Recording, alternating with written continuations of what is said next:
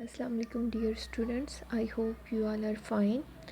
In the last lecture we have discussed about the OSI model and we have read about the two layers of a OSI model, that were the presentation layer and physical layer, application layer and the presentation layer. In today's lecture we are going to start from a session layer, that is the fifth layer of our OSI model. Let's start today's lecture. Here's your question: what is the function of a session layer works in O S I model? यानी session layer का O S I model के अंदर क्या काम है? ओ S I model आपको पता है कि 7 लेयर्स पर मुश्तमिल है और इन 7 लेयर्स में से सेशन लेयर जो है वो कौन सा टास्क परफॉर्म करती है?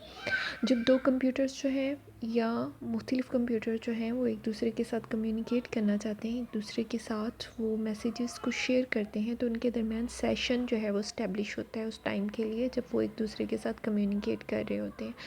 तो उनका जो सेशन है यानी वो अरसा जिस दौरान वो एक दूसरे के साथ कनेक्टेड रहते हैं वो एक सेशन कहलाता है। और उस सेशन को मेंटेन करना, उसको मैनेज करना, इस्टेब्लिश करना, और फिर जब वो कंप्यूटर जो है उनका एक दूसरे के साथ राब्ता टूट जाता है उसको टर्मिनेट करना, ये काम किसका है? सेशन लेयर का है। तो यही यहाँ पे बताया गया है। इसके अलावा ये सिंक्रोनाइज़ करती है यूज़र के मोमेंट टास्क को, यानी दो कंप्यूटर्स के दरमियान सिंक्रोनाइजेशन का प्रोसेस भी करती है, यानी उनमें हम आहंगी, उनमें रबत जो है वो पैदा करती है।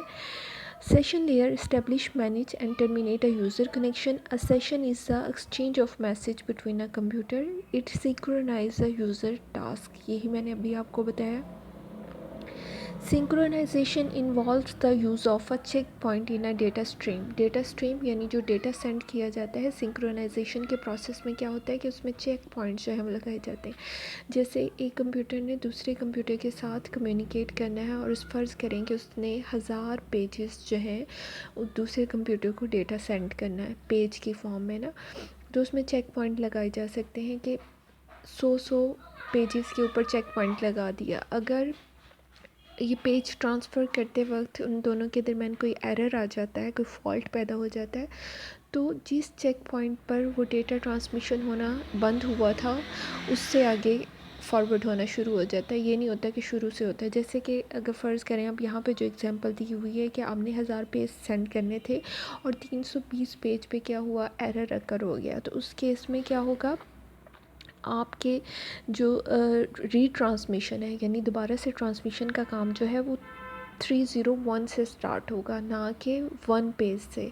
अगर ये चेक पॉइंट ना होते तो शुरू से लेके दोबारा मतलब 1 से लेके 300 तक तो डेटा ट्रांसमिट हो गया था, आपको फिर दोबारा वो करना पड़ता है। लेकिन चेक पॉइंट के ज़रिए क्या होता है कि आप उसको दोबारा सेंड नहीं करते, जहाँ से फॉल्ट अकर हुआ था वहाँ से आप उसको उस चेक पॉइंट से सेंड करना शुरू कर देते हैं। तो पेज जो है वो 1 से 300 तक दोबारा जो है वो रीट्रांसमिट नहीं होते। ये सेशन लेयर का काम है कि ये सिंक्रोनाइजेशन प्रोवाइड करती है, ये आपको चेक पॉइंट की फैसिलिटी प्रोवाइड करती है यूज़र के माबैन सेशंस को मेंटेन करना, मैनेज करना और उसको टर्मिनेट करने का काम जो है वो सेशन लेयर का है। ये सेशन लेयर का काम जो है वो हमने चेक कर लिया। उसके बाद हम देखते हैं कि हमारे पास जो है नेक्स्ट लेयर जो है, that is the fourth layer in OSI model, transport layer. Transport layer जैसा कि उसके नाम से ज़ाहिर है कि ये ट्रांसपोर्टेशन की बात क्यों हो रही है, क्योंकि जब हम डेटा को सेंड करते हैं तो वो ट्रैवल कर रहा होता है उस मीडियम पर, उस केबल पर, उस वायर पर, या फिर वायरलेसली जो नेटवर्क मैनेज किया गया है वहाँ पर भी उसका काम क्या होता है, डेटा का एक जगह से दूसरी जगह ट्रैवल करना होता है। तो उसको ट्रैवल करवाने के लिए ये OSI मॉडल की जो 7 लेयर्स हैं यही हेल्पफुल होती है, लेकिन इनमें हर किसी का टास्क जो है वो स्पेसिफिक है।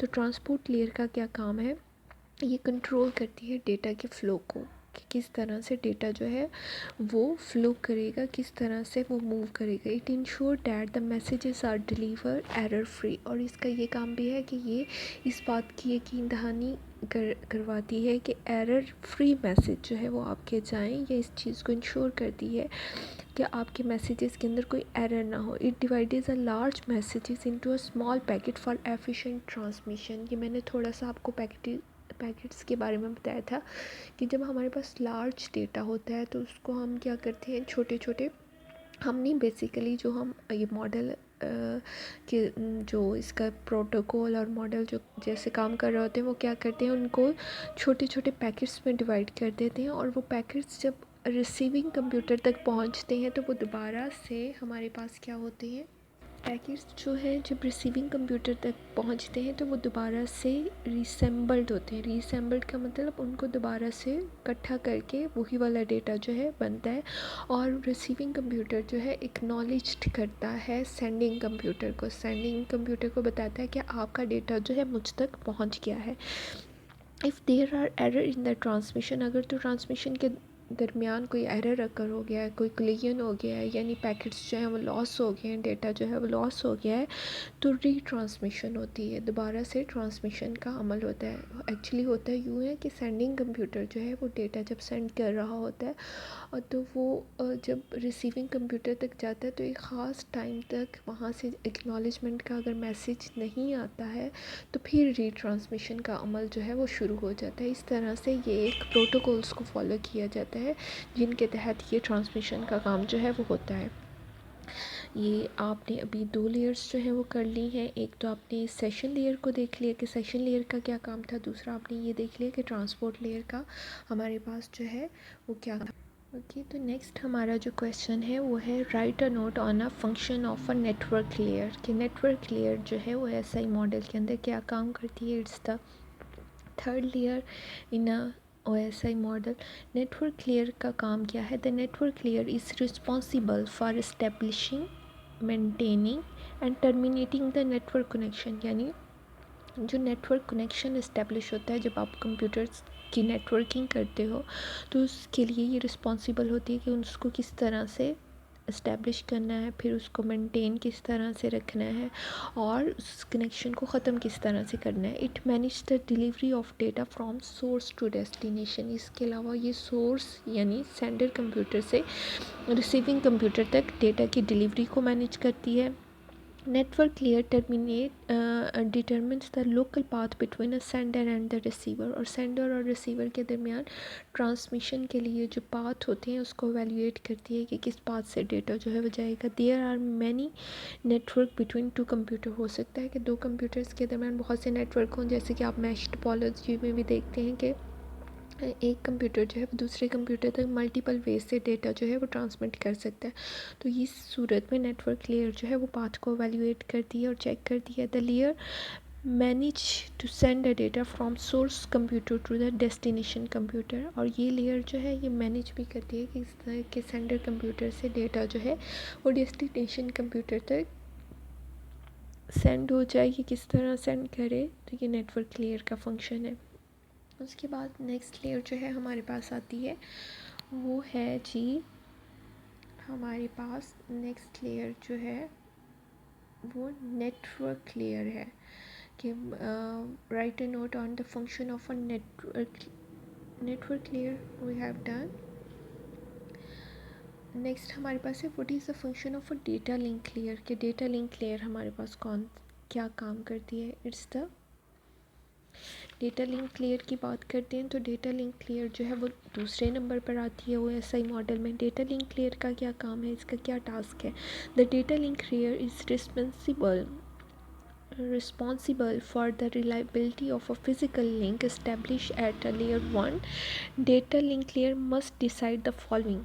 डेटा लिंक लेयर जो है इस बात की ज़िम्मेदारी इस पे होती है कि फ़िज़िकल लिंक जो है वो किस तरह से, फ़िज़िकल लिंक जो है वो OSI मॉडल की जो है फर्स्ट लेयर पे इस्टेब्लिश होता है। तो उसको उसको जो है इस्टेब्लिश करना और उसको देखना, उसमें उसको रिलायबल बनाना जो है ये डेटा लिंक लेयर का काम है। और डेटा लिंक लेयर जो है ये चीज़ें भी डिसाइड करती है। कौन कौन सी चीज़ें। Framing the data link layer divide the stream of a bits into a manageable data unit called the frame. हमें पता है कि डेटा जो है वो बिट्स की फॉर्म में होता है, ठीक है ना। कंप्यूटर में डेटा कैसे स्टोर होता है, बिट्स की फॉर्म में, जैसे 0 1 की फॉर्म में, और बिट्स मिल के बाइट्स बनाती हैं, ये मैंने आपको बताया था। अब ये डेटा को जो बिट्स हैं उनके फ्रेम बना देती है, यानी आप ये कह लें चंक्स बना देती है, हिस्से बना देती है। जब एक डेटा स्ट्रीम होती है जिसके अंदर 1000 10,000 पता नहीं कितनी बिट्स होंगी, ये उनके छोटे छोटे फ्रेम जो है वो बना देती है, यानी पार्ट्स में उनको डिवाइड कर देती है, जिसको फ्रेम का नाम दिया गया है। उसके बाद है फ़्लो कंट्रोल। तो फ़्लो कंट्रोल की अगर हम बात करते हैं तो फ़्लो कंट्रोल को भी मैनेज करती है। The rate of sending a data can be a more than the rate of receiving data. ये क्या बात हुई कि डेटा को सेंड करने का रेट जो है वो रिसीव करने से ज़्यादा हो सकता है। ये ऐसा हो सकता है कि जो सेंडिंग कंप्यूटर है वो डेटा को सेंड कर रहे हो और रास्ते में डेटा जो है वो आपका लॉस हो रहा हो, किसी और कंप्यूटर के डेटा के साथ कोलाइड कर रहा हो, तो उस वजह से वो डिस्ट्रॉय हो जाएगा। तो इसलिए रिसीव करने वाले कंप्यूटर के पास डेटा जो है वो कम पहुंचता है। बाज़ औक़ात the data link layer impose flow control mechanism to prevent it. तो डेटा लिंक लेयर जो है इस बात की यकीन दहानी कराती है कि दोनों साइडों पर डेटा का रेट जो है वो इक्वल हो, यानी जितना डेटा सेंड किया जाए उतना डेटा रिसीवर एंड पर भी रिसीव हो। उसके बाद है error control. The data link layer detects and retransmit the damage और लॉस्ट फ्रेम। अभी अभी हमने बात की थी कि डेटा लिंक लेयर जो है वो फ्रेम बिट्स को डिवाइड कर देती है फ्रेम की फॉर्म में। तो अब डेटा लिंक लेयर क्या करती है कि वो अगर तो हमारा डेटा जो है रास्ते में लॉस हो गया है या वो डैमेज हो गया है वो फ्रेम जो थे, तो इसका काम क्या है, वो डेटा लिंक लेयर डिटेक्ट करती है और रीट्रांसमिट कर देती है जो फ्रेम जो है रास्ते में डैमेज हुए थे। To also prevent the duplication of a frame. और इसके अलावा ये डुप्लीकेट भी नहीं होने देती, यानी वही वाला फ्रेम अगर पहुंच गया है तो उसको दोबारा से नहीं भेजती, उसको डुप्लीकेशन होने से रोकती है। Access control. If two or more devices are connected to the same link, data link layer determine which device has a control over the link at a given time। यानी लिंक का मतलब होता है जब दो कंप्यूटर्स आपस में connected हैं या तीन कंप्यूटर आपस में कनेक्टेड हैं, तो डेटा लिंक क्लियर का काम क्या है कि जब दो डिवाइसेस, दो या दो से ज़्यादा डिवाइसेस जो है वो किसी एक ही लिंक के साथ, एक ही लाइन के साथ, एक ही वायर के साथ, या अब वायर की बात में ये वायरलेस कनेक्शन भी हो सकता है, लेकिन आपको समझाने के लिए वायर की बात करें कि एक ही लिंक के साथ अगर कंप्यूटर जो है वो लिंक है, डेटा लिंक क्लियर चेक करती है विच device has the control over the link, कि कौन से डिवाइस के पास कंट्रोल है इस वक्त इस लिंक का, कि कौन सा डिवाइस जो है इसके ऊपर डेटा को सेंड कर सकेगा। तो ये सारे काम जो थे वो डेटा लिंक क्लियर के थे, एक फ्रेमिंग का, फ्लो कंट्रोल का, एरर को कंट्रोल करने का, एक्सेस कंट्रोल, यानी एक्सेस किस को देनी है कि नेटवर्क पे अब किस कंप्यूटर ने जो है वो डेटा सेंड करना है। एक आसान लफ्ज़ों में आप इसे समझ लें, ठीक है। इसके बाद हमारे पास जो है लास्ट लेयर जो है that was the first layer of the OSI model, that is the physical layer. Physical layer is the bottom layer of the OSI model. ये OSI मॉडल की सबसे निचली लेयर है। It transmit streams of a bit and define how the data is transmitted over the network and what control signal are use. ये data को transmit करती है और ये चेक करती है कि डेटा किस तरह से ट्रांसमिट होगा नेटवर्क के ऊपर और कौन से इसके लिए, इसको कंट्रोल करने के लिए कौन से सिग्नल्स जो है वो रिक्वायर्ड है। Its main function is to control the how stream of a bit is sent and received over the physical medium। physical medium यानी फिज़िकली अब कंप्यूटर जो कनेक्टेड हैं ये इस लेयर पे फिज़िकली कंप्यूटर जो है वो एक दूसरे के साथ कनेक्टेड होते हैं। तो ये चेक करती है कि किस तरह से जो बिट ऑफ स्ट्रीम जो है वो सेंड की गई है डेटा की, वो किस तरह से ट्रांसमिट होगी, किस तरह से रिसीवर एंड पर पहुंचेगी। Physical layer must decide the following. Physical layer की भी कुछ रिस्पॉन्सिबिलिटीज़ हैं और वो रिस्पॉन्सिबिलिटी क्या है। characteristics of a media। The physical layer define the characteristics and type of a transmission medium। transmission medium आपको पता है बच्चे, कोई केबल भी हो सकती है, वाईफाई सिग्नल भी हो सकते हैं जिसके ज़रिए हम ट्रांसमिशन का काम लेते हैं, ठीक है। तो फिज़िकल लेयर जो है ये करैक्टरिस्टिक्स को चेक करती है और टाइप को चेक करती है ट्रांसमिशन मीडिया की। उसके बाद है representation of a bit. The bits are encoded into electrical signal for transmission. जो बिट्स होती हैं ना डेटा की, उनको इनकोड किया जाता है यानी तब्दील किया जाता है इलेक्ट्रिकल सिग्नल में ताकि वो ट्रैवल कर सकें, ठीक है। The physical layer defines the type of encoding, और फिज़िकल लेयर ये भी बताती है कि किस तरह की इनकोडिंग होगी, बिकॉज देयर आर डिफरेंट इनकोडिंग्स की, यानी डेटा को तब्दील करने के, इनकोड करने के मुख्तलिफ़ तरीक़ाकार स्कीम्स होती हैं जिनके तहत उनको इनकोड किया जाता है। उसके बाद डेटा रेट है। Physical layer defines the number of bits.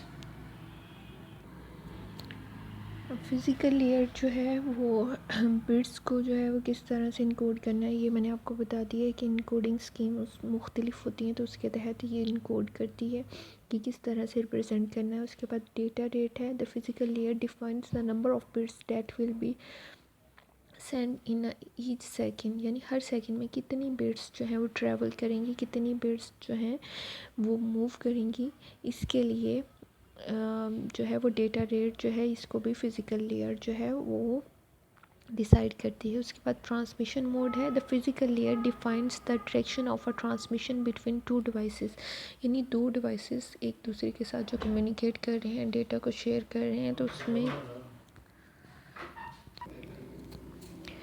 किस तरह से दो डिवाइसेस जो हैं वो आपस में कम्युनिकेट करेंगे, यानी उनके दरमियान किस तरह का लिंक होगा, सिंप्लेक्स होगा, क्या दोनों में से एक साइड पर डेटा को सेंड कर सकते हैं, हाफ डुप्लेक्स होगा, फुल डुप्लेक्स होगा। ये डेटा ट्रांसमिशन के मोड है कि किस तरह से वो एक दूसरे के साथ कम्युनिकेट कर सकते हैं, यानी वन वे ट्रांसमिशन होगी, टू वे होगी, या एक वक्त में एक कंप्यूटर डेटा सेंड करेगा तो दूसरा वेट करेगा, तो दोनों एक ही वक्त में डेटा सेंड कर सकते हैं। इस तरह से ये ट्रांसमिशन के मोड होते हैं, तो उनके अकॉर्डिंगली फ़िज़िकल लेयर ये भी डिसाइड करती है कि ट्रांसमिशन मोड जो है वो दोनों कंप्यूटर के दरमियान क्या होगा।